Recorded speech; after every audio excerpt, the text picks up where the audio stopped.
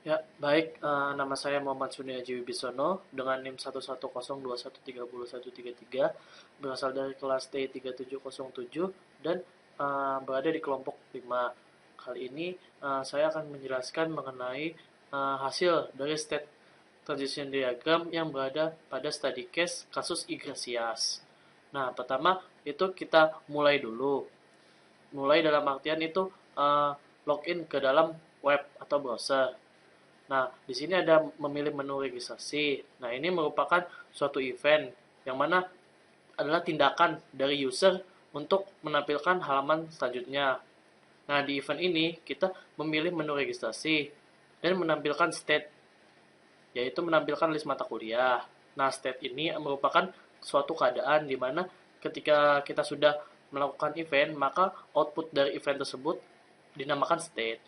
Nah, setelah menampilkan list mata kuliah, kita uh, memilih mata kuliah dan ini event kedua.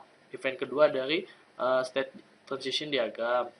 Nah, setelah event ini terjalankan, maka akan mengeluarkan output berupa state, yaitu menampilkan mata kuliah yang dipilih.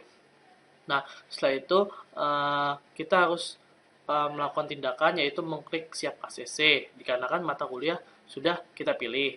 Nah, di event ini akan menghasilkan output berupa state yang mana akan mengirim permintaan ACC ke dosen. Nah, permintaan ACC ke dosen ini kan sudah dikirim tuh ke dosen. Selanjutnya, ketika sudah di ACC, maka mahasiswa harus melihat KSM.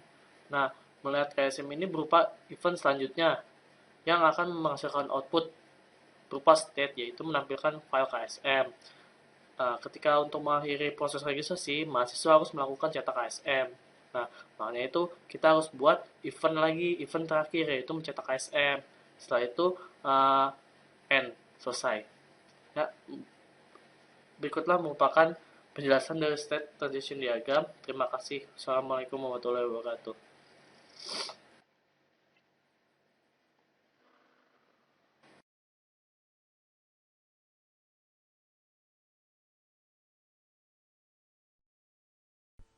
Ya, selamat malam, nama saya Daivan Syah. Di sini saya akan melanjutkan penjelasan tugas mandiri modul 6 dan di sini saya akan menjelaskan tentang deployment diagram. Pertama, deployment diagram itu sendiri merupakan sebuah gambaran infrastruktur dari arsitektur sistem.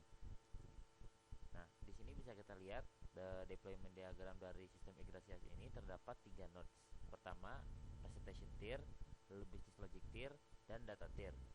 Pada masing-masing nodes terdapat masing-masing komponen, di mana di presentation tier terdapat komponen browser, lalu di business logic tier terdapat komponen web server dan Iglesias, sedangkan di data tier terdapat komponen database server dan storage group.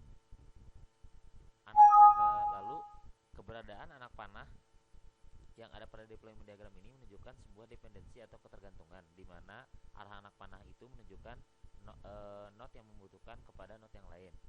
Bisa kita lihat bahwa presentation tier memiliki ketergantungan terhadap business logic tier karena anak panahnya menuju business logic tier. Lalu di dalam node business logic tier itu sendiri, komponen Iglesias memiliki ketergantungan terhadap komponen web server. Lalu node dari business logic tier memiliki ketergantungan terhadap data tier, di mana pada node data tier masing-masing komponen yaitu database server dan storage group memiliki ketergantungan satu sama lain karena terdapat anak panah yang bolak-balik. Sekian penjelasan deployment diagram dari kelompok 5. Semoga bermanfaat. Wassalamualaikum warahmatullahi wabarakatuh.